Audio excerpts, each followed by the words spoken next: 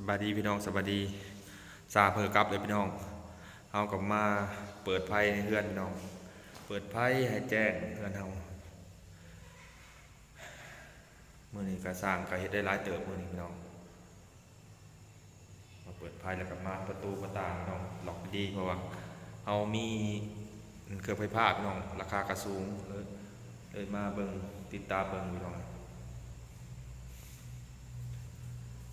ใจเลยพี่น้องเลยได้หลายเติบมื้อนี้ก็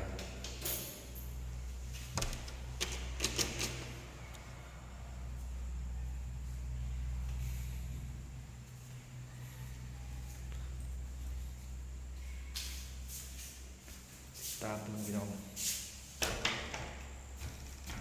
เนี่ยนะครับสาบเป็นกับเมื่อมื้อนี้ก็ฝนตกพี่น้องเลยอากาศก็เย็น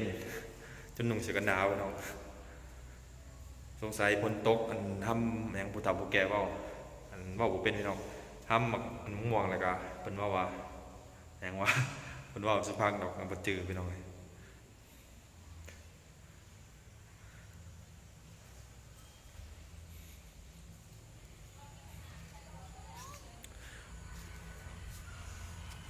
ด้านหน้าก็ถือว่าสำเร็จตัวนี้พี่น้องนี่คันบ่ผิดพลาดจากทางนั้นแล้วก็สิให้อันสร้างไผ่พี่น้องเอาไผ่เข้าแล้วก็สิให้เพิ่นเอาอันผ้าไปด้านขึ้นเลยพี่น้องตัวนี้จะให้มันแล้วทั้งหนาก่อนถือว่าสำเร็จตัวนี้พี่น้อง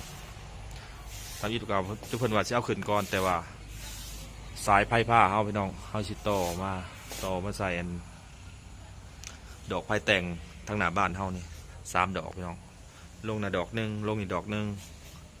แล้วก็ดอกหนึ่งรวมมันน่ะ3 ดอกพี่น้อง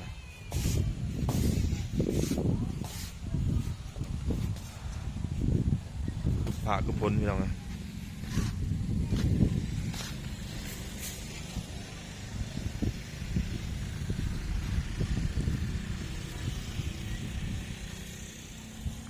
น้ำก็ท่วมเลยพี่น้องฝนตกน้อยเดียว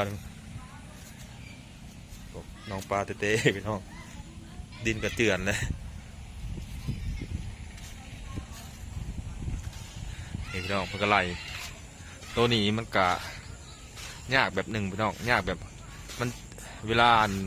แล้วจุดหนึ่งแล้วก็ยากคันไดพี่น้องคันไดมันสั่นมันก็ยากมันใส่เวลาพี่น้องยากคันไดเนี่ยนะครับไปเถิดปล่อยไปเถิดน้อยมันก็เลย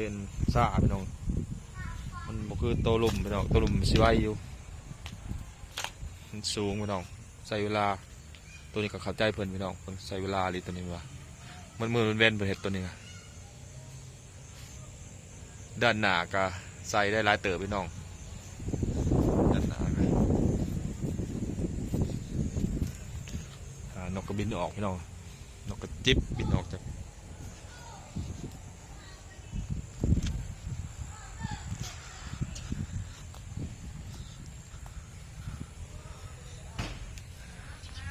ด้านหน้าเพื่อก็ใส่เลยพี่น้องเพื่อใส่ได้หลายเติบเลยยังเหลือโต๊ะสุดท้ายส่วนนะพี่น้องส่วนนี้ยังเหลือหนึ่งมือก็คือสิสำเร็จพี่น้องโตส่วนนี้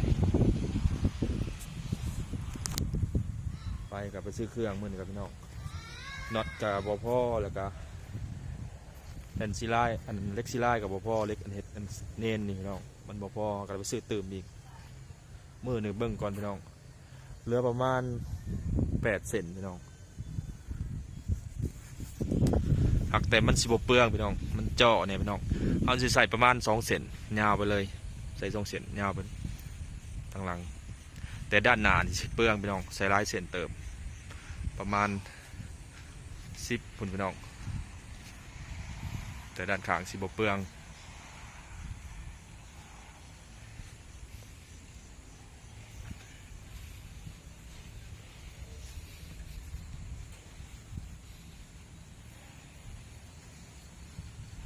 พี่น้อง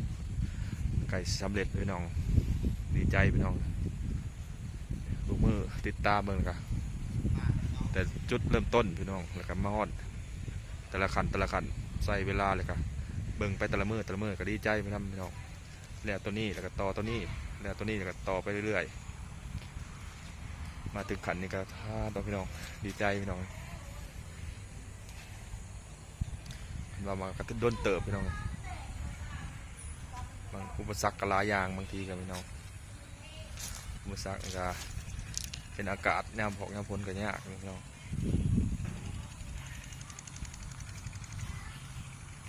เพื่อจะสำเร็จพี่น้องแต่กับพวกภาคภูมิใจพี่น้อง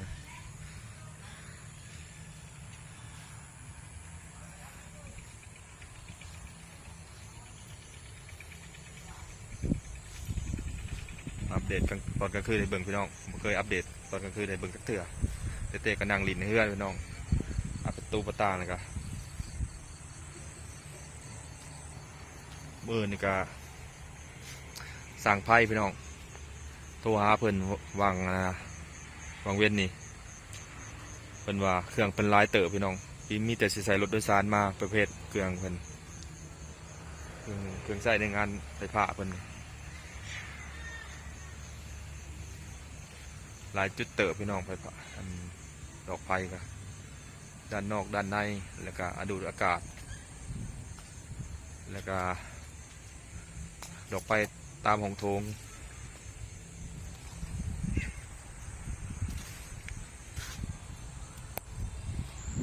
ด้านหลังห้องกับพี่น้องตัวนี้ก็ว่าจะใส่พี่น้องอังลินน้ำแต่ว่าเขากับป้าเมียนก่อนพี่น้องแล้วตั้งหนาแล้วสมบูรณ์แล้วก็จังหวะกันตัวนี้ครับตื่มอีกเพราะว่าเขามีนะพี่น้องตัวเห็ดเศษอังลิน2 อันแล้วก็สิพากันเทด้านหลังพี่น้องเทกันเปื้อนออกไปเม็ดหนึ่งก่อนพี่น้องบึงทรายบึงหินเขาก่อนเขาก็เทนิดหน่อยก่อนพี่น้องเพราะว่าเนาะในอนาคตก็ได้เงินได้คำก็ต่อไปออกไปอีกพี่น้องแต่ว่าเฮาสิเทเมียนเพราะว่าคันว่าขึ้นเพื่อนก็ต้องเทเมียนเวลาเขาล้างถ้วยล้างบวงพี่น้องอย่ามันเปียกมันเปื้อนพี่น้องเป็นกีตมเอาก็เทกันเปื้อนเอาซ้ำนี่ก่อนพี่น้องเอาประมาณ1 เม็ดพี่น้อง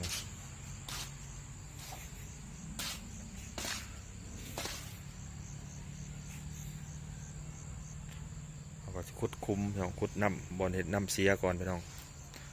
ตัวนี้ก็งานก็ยังเก็บด้านในก็ยังเก็บสีพี่น้องเก็บสีเก็บรายละเอียด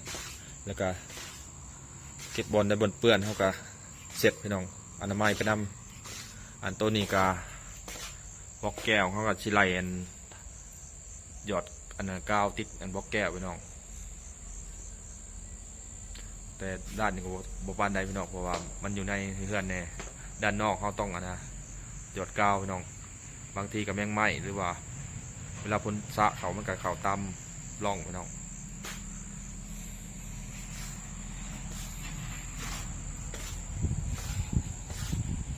ส่วนการอยู่กับเพื่อนกับซ่าพี่น้องบริษัทไซบริษัททางใดพี่น้องถ่ายคลิปกันอย่าเพิ่งเบื่อกันเด้อพี่น้องติดตามกับเพื่อนคือเก่าพี่น้องคำก็อยู่กับเพื่อนเศร้าก็อยู่กับเพื่อนแรงก็อยู่กับเพื่อนพี่น้องเพราะว่าชีวิตจิตใจอยู่กับเพื่อนมัดพี่น้องช่วงนี้ดีใจพี่น้อง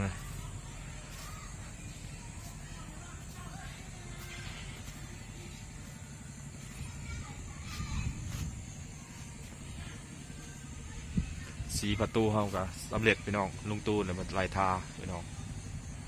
ลายทาให้เต้กับคัดพี่น้องซอยกันงานตัวใดเฮาเฮ็ดได้เฮาเฮ็ดเอาพี่น้องซอยกันมันจังแล้วไวงานสีเฮาก็เป็นเฮาก็ทาเอาสีพี่น้อง